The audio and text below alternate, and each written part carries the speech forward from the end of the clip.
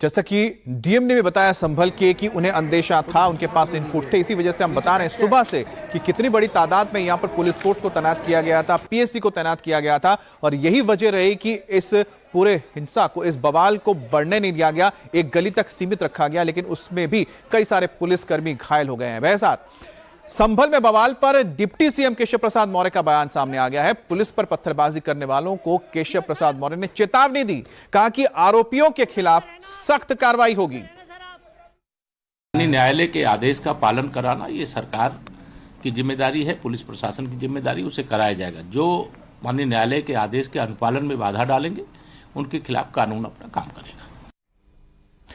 तो प्रशासन और शासन का एकदम क्लियर मैसेज है कि यह मामला अदालत में है, अदालत के निर्देशों का पालन किया जा रहा है। अगर इसमें कोई भी दखल देगा तो उसके खिलाफ कानून के तहत ही कार्रवाई होगी। संभल में जारी तनाव के बीच एक और बड़ी खबर, संभल में मस्जिद के सर्वे का काम पूरा हो गया है। हिंदू पक्ष के वकील विष्णु शंकर जैन ने बताया कि कोर्ट के आदेश के मुताबिक मस्जिद परिसर की वीडियोग्राफी और फोटोग्राफी कर ली गई है। अब 29 नवंबर को या उससे पहले कोर्ट में सर्वे रिपोर्ट पेश कर दिया जाएगा। माननीय सिविल जज सीनियर डिवीजन चंदौसी साहब के ऑर्डर की कंप्लायंस में एडवोकेट कमीशन की प्रक्रिया दोबारा जारी हुई। सुबह 7:30 बजे से 10 बजे तक ये कमीशन की कार्रवाई हुई और मैं आपके सामने बताना चाहता हूं कि जो फीचर्स हैं, जितनी चीज़ें हैं, उसकी वीडियोग्राफी फोटोग्राफी हो चुकी है एडवोकेट कमीशन महोदय द्वारा और अब ये सर्वे पूर्ण हो चुका है। और अब 29 नवंबर को जो इस केस की तारीख निर्धारित है, मुझे ऐसी आशा है कि एडवोकेट कमिश्नर महोदय अपनी रिपोर्ट कोर्ट के समक्ष प्रस्तुत करेंगे। बिल्कुल, मैं सबसे अपील करना चाहूँगा कि लोग रूल ऑफ लॉ और कानून के शासन में विश्वास रखें। न्यायालय की प्रक्रिया है, एक लंबी प्रक्रिया है, तुरंत कोई फैसला नहीं होने वाला है। अभी कोर्ट में एडवोकेट कमिश्नर महोदय अपनी रिपोर्ट दाखिल करेंगे, उसके बाद सीपीसी के अनुसार उस रिपोर्ट को कंट्राडिक्ट करने का हर आदमी को एक अपॉर्चुनिटी, एक चांस मिलेगा और उसके बाद ये केस आगे बढ़ेगा। तो इस समय कोई कंक्लूजन ड्रॉ करना सही नहीं है। और आज विष्णु शंकर जैन भी सर्वे टीम के साथ जामा मस्जिद के अंदर गए थे। सर्वे टीम सुबह 7 बजे के करीब मस्जिद के अंदर दाखिल हुई थी और करीबन 2.5 घंटे तक सर्वे हुआ। पूरे मस्जिद परिसर की तस्वीर ली गई, वीडियोग्राफी की गई। सर्वे शुरू होने के 1 घंटे तक सब कुछ ठीक था, हालात काबू में थे, लेकिन 1 घंटे बाद अचानक ही 1000 लोगों की भीड़ अलग अलग गलियों से एकजुट हो गई। पुलिस ने जब भीड़ को वापस भेजने की कोशिश की तो भीड़ ने पुलिस पर पथराव शुरू कर दिया। सुबह के करीब 9-10 बजे ये पूरा मामला और गर्मा गया। एसपी की मौजूदगी में सर्वे की टीम को उसके बाद सुरक्षित बाहर निकाला गया और सुरक्षित जगह तक पहुंचा दिया गया। लेकिन ये तस्वीर जो आप देख रहे हैं आज के इस बवाल की, हिंसा की सबसे महत्वपूर्ण तस्वीर है, जहां पर आप देखिए कि किस तरह से लोग गलियों से निकलकर मुंह पे कपड़ा डालकर अपनी पहचान छुपाकर पुलिस को टारगेट कर रहे हैं। संभल की जामा मस्जिद का 5 दिन के अंदर 2 बार सर्वे हुआ। पहला सर्वे 19 नवंबर को हुआ था। कोर्ट के आदेश के फौरन बाद शाम को 7:15 बजे सर्वे की टीम जामा मस्जिद पहुंची थी। यह सर्वे शाम को 7:45 बजे तक चला था। इस दौरान एडवोकेट कमिश्नर रमेश सिंह के साथ डीएम, एसपी मौजूद थे और आज फिर से जामा मस्जिद के अंदर सर्वे हुआ है। सुबह 7:30 से लेके करीब 10 बजे तक सर्वे कंप्लीट कर लिया गया। आज सर्वे टीम के साथ हिंदू पक्ष के वकील विष्णु जैन के अलावा सरकारी वकील भी मस्जिद के अंदर दाखिल हुए थे। आज दूसरे सर्वे के बीच पत्थरबाजी भी पूरी तैयारी करके बैठे थे और पत्थरबाज जो मौके का इंतजार कर रहे थे, उन्होंने ना सिर्फ पुलिस टीम पर पथराव किया बल्कि आसपास लगे सीसीटीवी कैमरों को भी तोड़ दिया ताकि उनके खिलाफ कोई भी सबूत ना बचे, पहचान ना हो सके। संभल के इसी ग्राउंड जीरो से आपको हमारी सहयोगी अनामिका की एक रिपोर्ट दिखाते हैं। संभल में जो पत्थरबाज आए, जिन्होंने हिंसा की, उन्होंने कैसे सबूत मिटाने की कोशिश की, ये तस्वीरें हम आपको दिखा रहे हैं। दुकानों के बाहर जो सीसीटीवी कैमरा लगे हुए थे उन्हें निशाना बनाया गया ताकि पहचान ना हो पाए। नकाबपोश पत्थरबाज आए थे जिन्होंने, ये आप सीसीटीवी कैमरा देखेंगे जो इस दुकान के बाहर लगा था, इसे तोड़ा।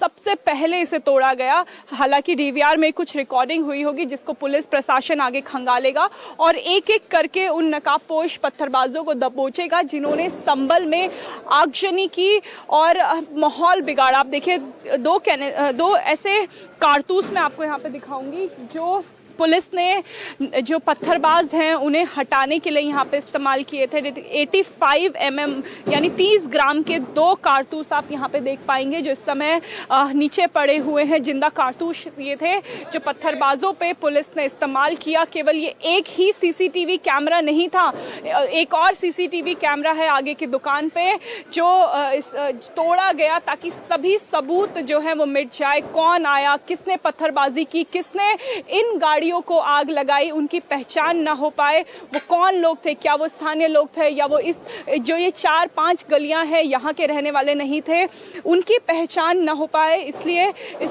तरीके के जो है हथकंडे अपनाए गए।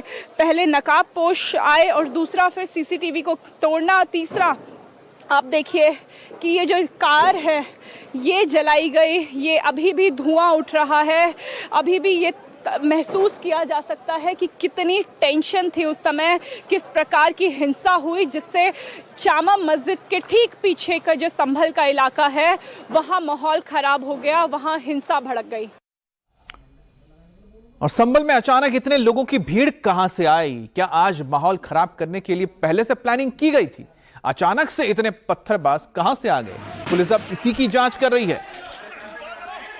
संभल में इस समय जो मस्जिद के पास की गलियां हैं उनकी तस्वीरें यही है। सभी गलियों में इसी तरीके से टूटे टूटे पत्थर जो है वो बिखरे हुए हैं क्योंकि 1000 लोगों ने पुलिस के ऊपर पत्थरबाजी की थी। कट्टों में भर के इन पत्थरों को लाया गया था, ईंटों को तोड़ तोड़ के लाया गया था। लेकिन अब जो नगर पालिका है वो सफाई कर रही है, इन सभी पत्थरों को हटा रही है क्योंकि एक डर का माहौल इन पत्थरों ने बनाया हुआ है। लोग तो यहाँ से चले गए लेकिन वो हिंसा इस समय यहाँ इन तस्वीरों के माध्यम से याद आ रही है कि किस प्रकार से पुलिस पे हमला हुआ, किस प्रकार से जो कमेटी है, जो सर्वे की टीम है, उसे कैसे रोकने की कोशिश की गई।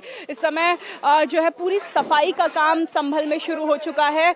जो पुलिस प्रशासन है उसके कुछ लोगों को चोट आई है, सीओ को चोट आई, इंस्पेक्टर को चोट आई है, एसपी तक को निशाना बनाया गया इन पत्थरों से।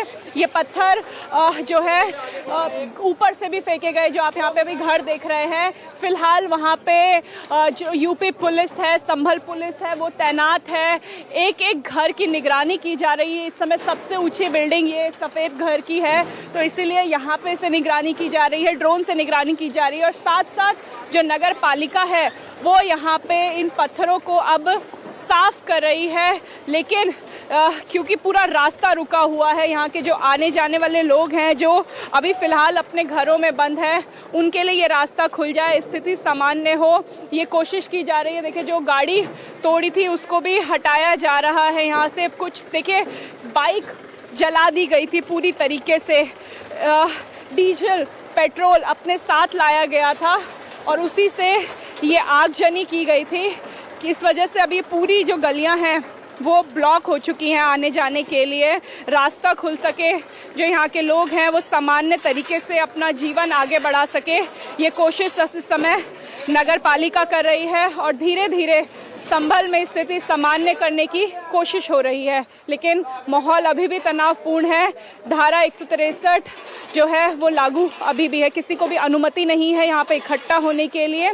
पहचान की जा रही है, जो घायल हैं उन्हें अस्पतालों में भर्ती करा दिया गया है और जो सीओ है, इंस्पेक्टर है, एसपी है, उनकी भी मरहम पट्टी के बाद अब वो फ्लैग मार्च निकाल रहे हैं। हर एक गली में जाके ये अनाउंसमेंट की जा रही है कि जो सहयोग करे, जो अगर आप उन लोगों को जानते हैं जिन्होंने पत्थरबाजी की है, उनकी पहचान बताने में पुलिस को मदद करे।